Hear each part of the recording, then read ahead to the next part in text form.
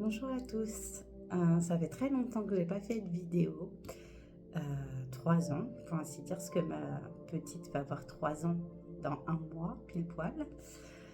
Euh, je suis poussée là depuis quelques temps et encore plus depuis hier soir. Je me voyais en train de me filmer, de refaire des vidéos, de, de me remettre en marche maintenant que ma petite va à l'école.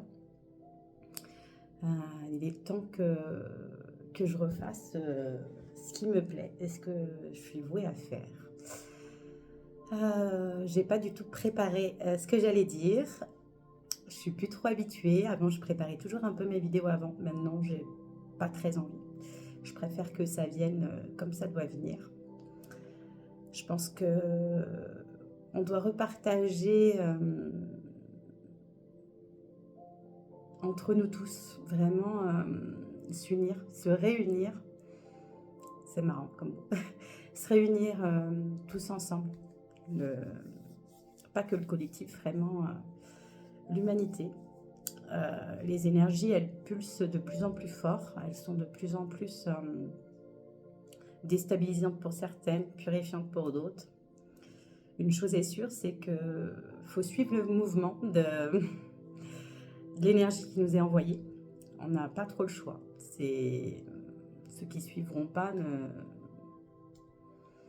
ça va faire des sacrés dégâts, mais je pense que du coup, on a vraiment besoin de s'entraider encore plus, de se passer les messages, d'aider les gens qui ne sont pas encore réveillés, éveillés à le faire, même si tout vient à point, tout est juste.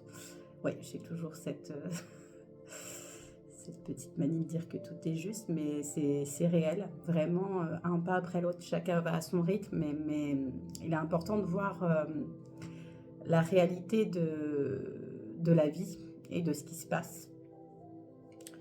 On le voit d'ailleurs avec les actualités, pour ceux qui suivent un peu les actualités. Moi, je ne regarde pas la télé, mais avec Internet, on voit quand même un petit peu.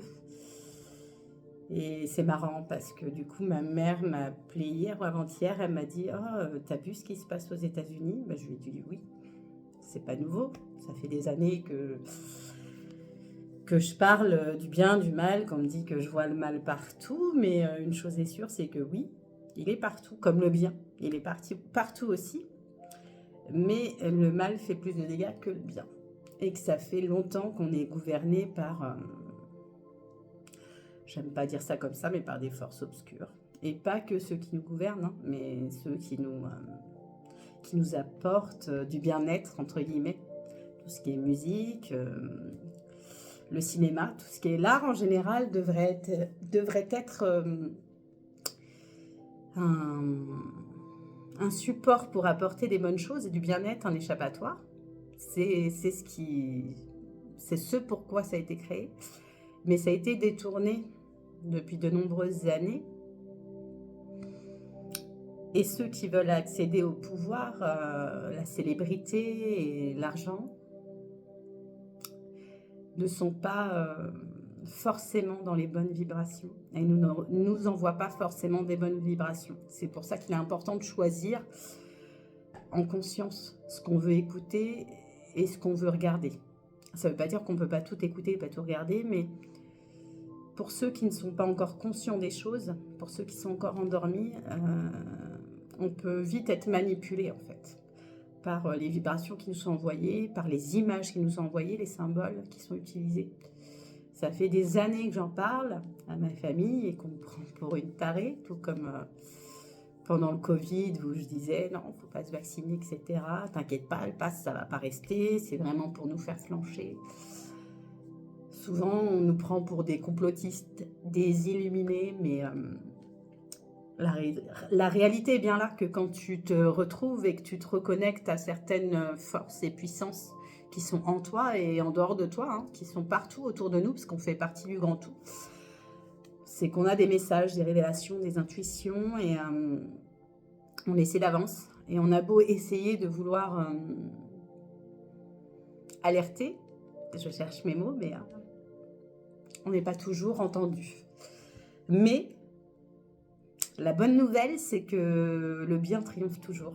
C'est que l'équipe de lumière qu'on est sur Terre, mais aussi dans le céleste, hein, la lumière veille, même si des fois on a l'impression qu'elle nous laisse tomber sur le moment ou qu'elle n'est pas là. Elle est là. Et les vérités sont en train d'éclater, d'être révélées. Pour ceux qui sont pas au courant,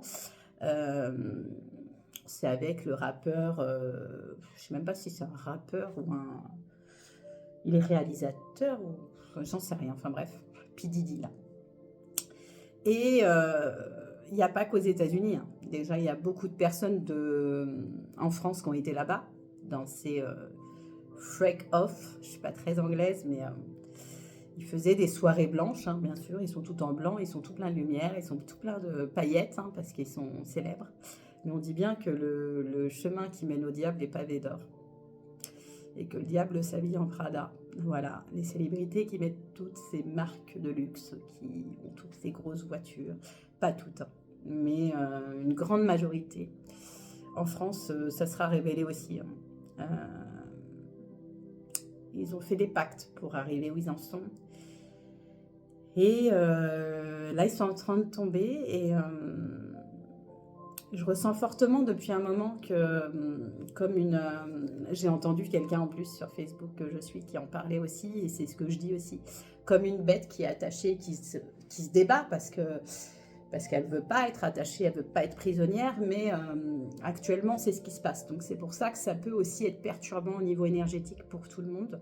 Il est important de vraiment se reconnecter à ce qui est vital pour vivre, d'aller dans la nature, de se réaligner, de se dégager des énergies négatives qu'on peut prendre à notre insu ou non, mais qu'on peut absorber. Il est important de se nettoyer régulièrement, de se purifier régulièrement et de prendre conscience des choses, en fait, de sortir de cette illusion qu'on nous fait croire depuis longtemps. Et on le voit hein, chez les jeunes, hein, les jeunes veulent être connus, les jeunes veulent de l'argent. Je sais que moi, je suis testée avec mon fils actuellement, voilà, où il a un peu d'argent en poche parce qu'il est rentré au lycée, donc je veux qu'il puisse sortir avec ses copains, qu'il ne soit pas à l'écart ni rien. Et la dernière fois, en gros, il me disait qu'il n'avait pas assez, donc je lui ai dit, si tu n'as pas assez, bah, alors trouve le moyen d'avoir de l'argent, alors tu peux aller travailler. Voilà, on a le chef de mon chéri qui a besoin de personnes pour faire du bois, etc. Mais non, ils veulent de l'argent sans rien faire parce que c'est ce qu'on leur montre sur les réseaux sociaux avec voilà, la génération TikTok où tu fais des vidéos, tu es payé si tu as plein de vues, où tu dois montrer des produits et du coup tu es payé pour ça. Et du coup, c'est un piège réel pour eux parce que je parle souvent de l'ombre depuis le début, mais c'est pas pour faire peur ou parce que je pense qu'à ça. Voilà, je pense que ma mission, c'est ça aussi, c'est d'alerter, d'avertir, d'aider ceux qui peuvent être embêtés avec ça. Parce que moi-même, nous-mêmes, parce que je n'étais pas seule, moi, mon chéri, notre couple et notre famille, même nos enfants, on a été beaucoup, beaucoup impactés. En sachant que l'ombre, ce n'est pas que... Voilà, j'en parlais avec une amie tout à l'heure qui me disait, explique bien qu'il y a des gens qui ne savent pas en début de chemin que l'ombre, c'est pas que des démons, des entités maléfiques ou quoi.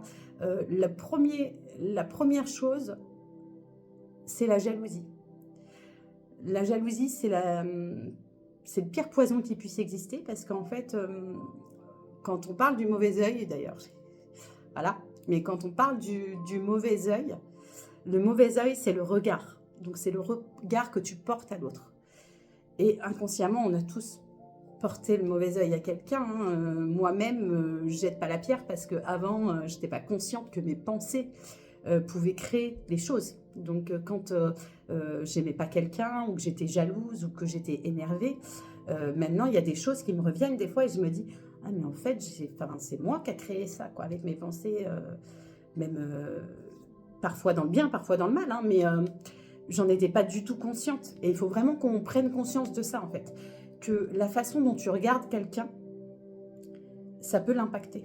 Si tu es jaloux de quelqu'un, si tu es jaloux d'un couple, ou tu es jaloux de quelqu'un, oh, regarde la chance, il a une belle voiture, ou oh, sa femme, elle est belle. tu peux constater il a une belle voiture, c'est un fait. Il a une belle femme, c'est un fait. Mais nourrir des énergies derrière, d'envie, de jalousie, c'est le pire poison qui puisse exister. Ça, il faut vraiment prendre conscience et réussir à prendre de la hauteur, regarder comment on est, regarder nos dysfonctionnements, parce qu'on en a tous. C'est un travail de toute une vie. On ne peut pas dire je suis guérie, je suis sortie de l'ego. Ça, c'est de l'ego spirituel. De dire qu'on est totalement guéri, qu'on est sorti de l'ego, des masques, parce qu'on a tous des périodes où ça va, et puis des fois ça va moins bien. C'est comme ça, c'est une montagne russe. On est humain. Donc, en tant qu'humain, on est venu expérimenter ça. Les émotions, toutes les expériences qu'on vit, les traumatismes, les émotions, etc. Donc, ce qui est important, et ça, je l'ai appris lors de notre dernière rupture, parce qu'on a eu une rupture, ça va faire 2 ans. Et sur le moment, ça a été très dur. Je suis retombée dans une NNA qui a pas duré très longtemps, mais qui a été très intense, parce que du coup, il y avait la petite, et en plus, c'est difficile d'accompagner un bébé de flamme.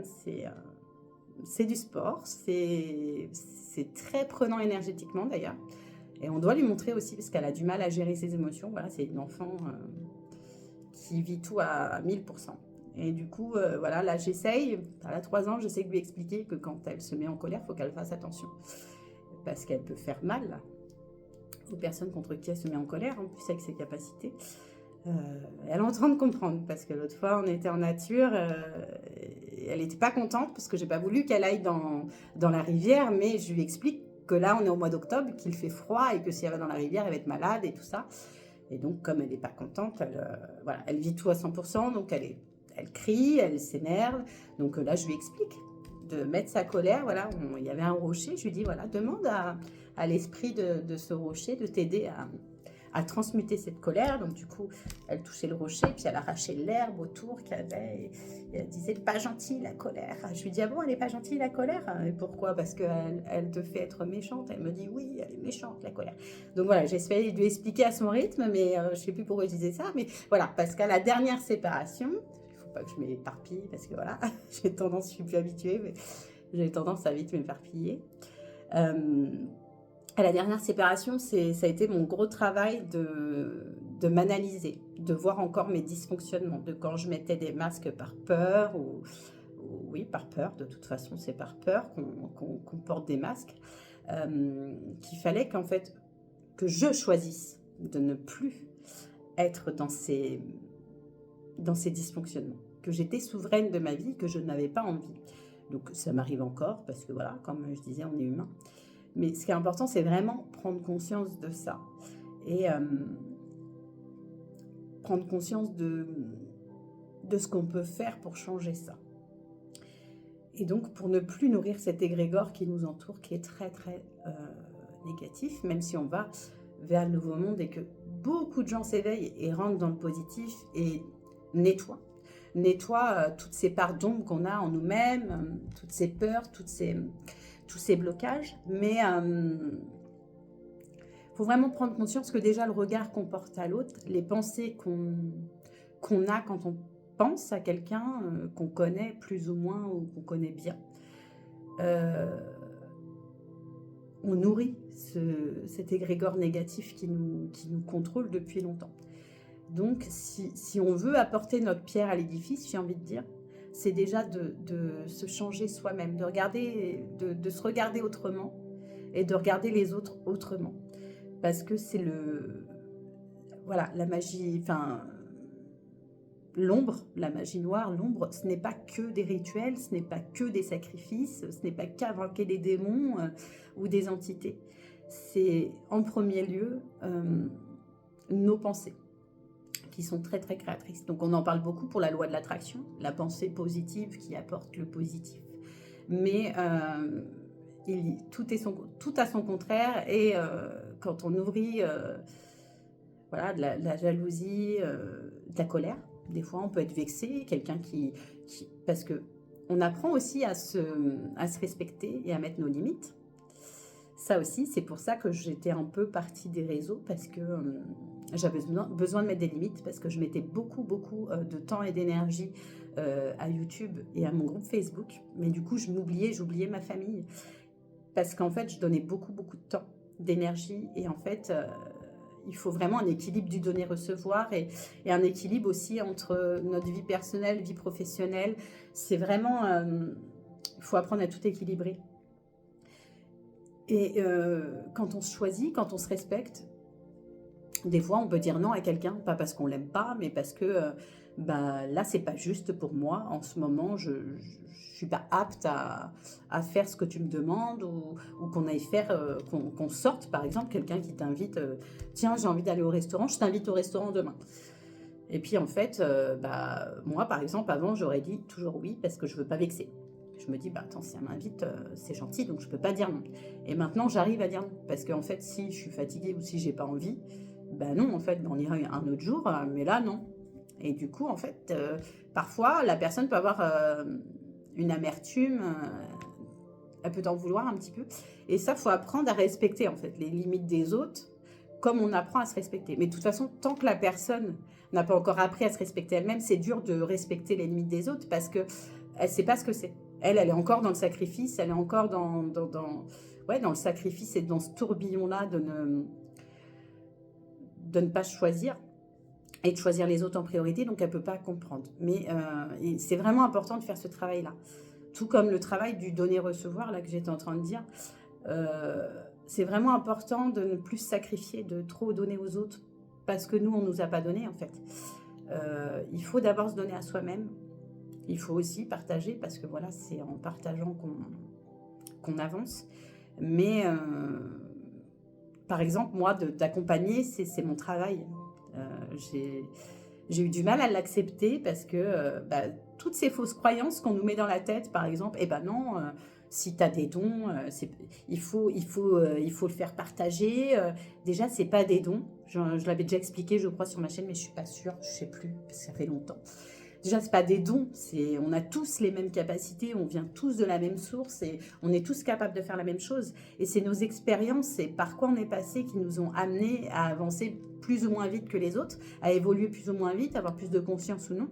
Et ce que toi, tu as appris par expérience ou en te formant, les autres doivent l'apprendre aussi par expérience ou en se formant. Et j'ai été voir des thérapeutes pour aller mieux. Je me suis formée. Donc les personnes qui viennent à moi, c'est aussi normal qu'elle paye, parce que voilà, j'ai même du mal à le dire en vidéo, parce que j'ai eu du mal à sentir ma valeur, et du coup je faisais tout comme ça, bah, vu que bah, je suis gentille, j'étais la bonne poire, j'ai toujours été avant la bonne poire, donc bah, je trouvais pas normal de prendre de l'argent mais si, parce qu'en fait ça me prend du temps, ça me prend de l'énergie. Tout ce que j'ai appris, ça ne m'est pas venu comme ça d'un coup d'un seul. J'ai traversé beaucoup de choses, j'ai traversé beaucoup d'épreuves que j'ai compris, d'autres que j'ai pas compris encore, mais que ça viendra. Et je travaille encore. Et il faut que j'équilibre ça. Travailler pour moi, pour ma famille aussi, et pour les gens qui viennent me voir. Et même pour ma famille proche. Quand je parle de ma famille, c'est vraiment mon cocon, donc mon couple et mes enfants. Mais j'ai aussi une mère, des tantes, des frères, des sœurs, des cousins, des cousines, des amis proches. Et c'est pareil, il faut aussi qu'ils y mettent du leur s'ils veulent avancer et guérir. Et j'ai remarqué que quand je fais des soins à mes amis ou ma famille et qu'ils ne me payent pas, ils n'ont pas de reconnaissance, entre guillemets. Pour eux, c'est normal. Et s'ils me parlent qu'ils vont voir des thérapeutes, et ben, j'ai l'impression le thérapeute va leur dire exactement ce que je leur dis depuis des semaines et des mois. Et ils vont l'entendre quand c'est le thérapeute, l'autre thérapeute. Et si c'est moi, ils vont pas l'entendre. Donc du coup, là, j'ai plutôt choisi de ne plus le faire.